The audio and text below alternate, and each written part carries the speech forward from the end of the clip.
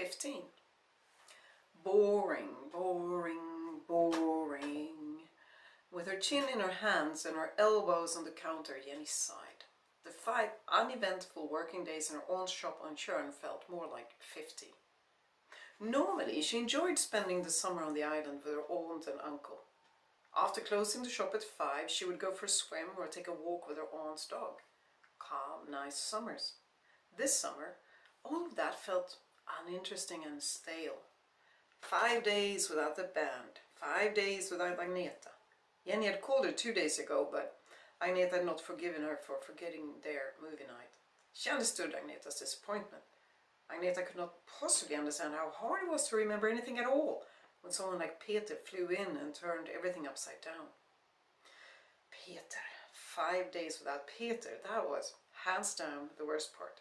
With him, there was always something fun happening. 1 hour with him was more eventful than a week on the island of Tjörn. A customer, most likely a tourist since Jenny didn't recognize her, entered. The lady bought a bag of chips and the Expressen newspaper. Jenny tossed the money in the till. It annoyed her that people read rags like that. When she became a journalist, she would write quality articles that enriched and engaged people. She would not write the kind of crap Expressen published. Today's paper was filled with speculations about Svennis and Ulrika Jonsson's romance and breakup. The bell at the door sounded again. Jenny prepared her customer-friendly smile and looked up. Suddenly he just stood there, setting the whole shop on fire with his presence. "I'm so happy to see you!" She ran up to Peter and gave him a big hug. "Wow, what have I done to deserve this?" He laughed and kissed her. She didn't let go of him. Her lips touched his mouth, cheeks, and throat.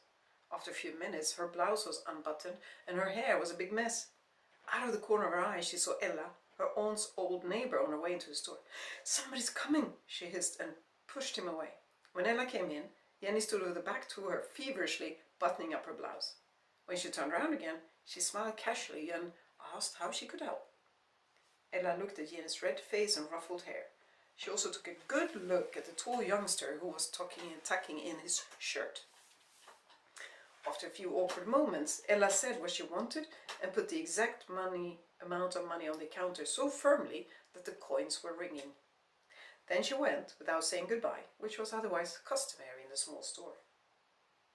Jenny looked at Ella's back for a moment. Then she saw herself in the mirror. The blouse was lopsided. She had buttoned it wrong. Peter's hair was also a mess. He met her gaze and they burst out laughing.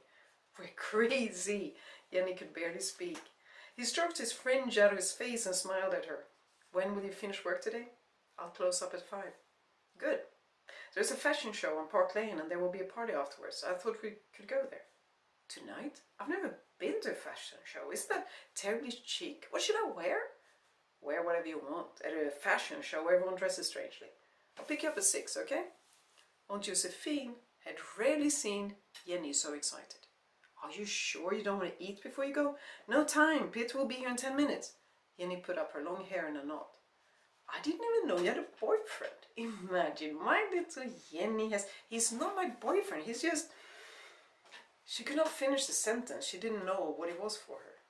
"The way your eyes are shining, he is your boyfriend, trust me. My dear girl, you have buttoned your blouse all wrong." "Again?" Jenny thought and giggled. Josephine helped the overexcited Jenny to button her blouse correctly. "I guess we shouldn't stay up and wait for you tonight." "No, don't do that. I'll probably go home. I think I'll stay in town all weekend." Jenny looked out the window. Peter drove into the driveway. "I need to go. See you on Monday." She gave her aunt a quick hug before she rushed out. The show was spectacular. They sat in the second row with a great view of the clothes. Peter seemed to know most of the models who swayed along the stage. He leaned close to her and asked if she liked the clothes. "No. No normal person can wear any of these clothes, but it's fun to be here to see the show." After the show they went backstage. A dozen models, male as well as female, talked to each other cheerfully and quietly as they changed into ordinary clothes. It was messy, cramped and sweaty. Jenny felt at home. It felt like a dressing room after a gig, just more crowded. "Hello, Peter. Long time no see. How did that job in France go?" The girl who asked was tall and slender with slicked down raven hair. Hi, Lisbeth. Peter leaned forward and kissed the dark beauty on the cheek. Just great. Did you get the cover on L? Lisbeth frowned. No, Anneli got it. She must have slept her way to it. Wouldn't be the first time. Lisbeth's accusations disturbed Jenny, even if she didn't even know Anneli. Sore loser. Soon after, one of the male models came up to her and Peter. He had heavy eyelids, and his cheeks were hollow. His lips were wide, and he didn't seem to be able to fully close his mouth. Hiya, Peter. The model's half-closed eyes looked at Jenny from top to bottom, from bottom to top, as if he were looking at a piece of furniture. Oh, I see, he drawled. Blonde virgin is the flavor of the week. Jenny's answer came long before Peter had the chance to say anything. He is admittedly blonde, but he's far from a virgin, my sleepy friend. Besides, I think I'm going to keep him longer than a week. His tight-looking eyes peered at her without understanding. Scattered laughter spread in the sweaty room, and Peter grinned. Tough eye, Jens. Meeting girls with brains. Peter put his arm around Jenny and left. She was way too angry and upset to say anything, so she went to the bathroom without saying a word. When she returned, she had washed her face in cold water and felt as if she was in control of herself again. Come on, Jenny, the after party is on Marstrand. Lisbeth and Anna are coming with us. Before Jenny had a chance to protest, they were all sitting in Peter's car on their way to Marstrand. Lisbeth sat next to Peter and Jenny sat next to a red-haired girl who had to be Anna. Jens needs to be put in his place now and then, she told Jenny. He thinks he can do anything just because he's one of Sweden's hottest models right now. I think he's ugly, Jenny said dryly. The others laughed, as if she had said something very funny. Suddenly, she felt as if she didn't belong. The rest of the trip, the others talked about mutual acquaintances or jobs. Every now and then, Peter tried to lead the conversation towards topics that Jenny also knew something about, but Anna and Lisbeth just seemed to want to talk about old times.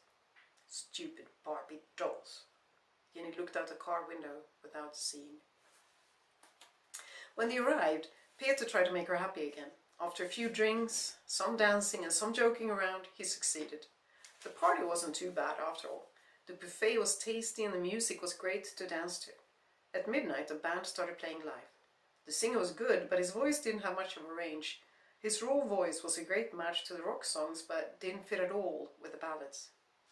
Peter put his arms around her from behind and whispered in her ear, "Are you having fun?" Jenny nodded and hugged his hands. Now she was having fun. As long as that idiot Jens stayed away, she was fine. When the band finished playing, she heard someone shouting to her from behind the stage. "Hey, Jenny, what's up?" It was Matti, an audio technician who had helped Little Band with some gigs. "Hi, Matti."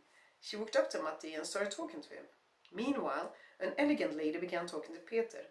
She was not a young model, but she had a style that made all others fade. They seemed to be good friends. "Ah, Anna-Lisa has arrived." "Is Anna-Lisa the one talking to Peter?" Jenny asked. "If the tall blonde guy is Peter, it's Anna-Lisa he's talking to. How did you come to this party without knowing who she is?" She lifted her eyebrows and shoulders, urging him to continue. She's the one who takes care of all the models and fashion models here tonight. I don't know if you know, but photo models and fashion models are usually two different people. But she's good at finding talents that can do both."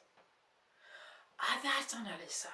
Now she remembered. Jenny saw that Anna-Lisa had better taste when it came to clothes and decor. That flat in Stockholm was really hideous. "Does she own some kind of model agency?" "Yep. Nose for talent and hard as rock in business. The established model agencies were caught by surprise when she started 5 years ago. Hey, that guy Peter is calling you." Jenny went over to Peter and Anna-Lisa and was introduced. "Hello, Jenny." Anna-Lisa had an unusual and harsh voice, reminiscent of the singer Vaya con Dios, one of Jenny's favorite groups. "Hello." Jenny felt fatter and uglier than usual. She didn't like being looked at by a woman whose job it was to discover models. "I hope you enjoyed the show." "I did.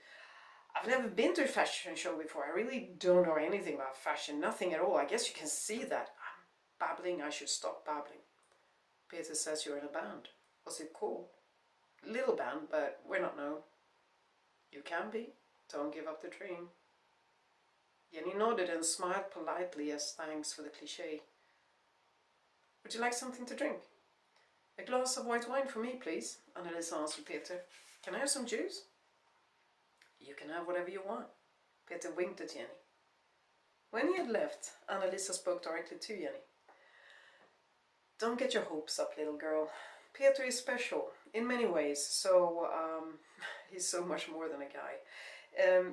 I can see that you're special too, Jenny. Keep in mind that life is much more than a guy, especially if the guy in question will always love his freedom more than he will love any woman. A few minutes later, Peter returned. Annalisa took the wine glass and went to grace others with her presence. Jenny looked at the handsome woman who walked away untouched, as if she didn't understand the impact her comment had had. Jenny? Jenny? Jenny! With a light push, Peter tried to get her attention. Jenny looked up without really seeing him. I want to go home. She turned around and left.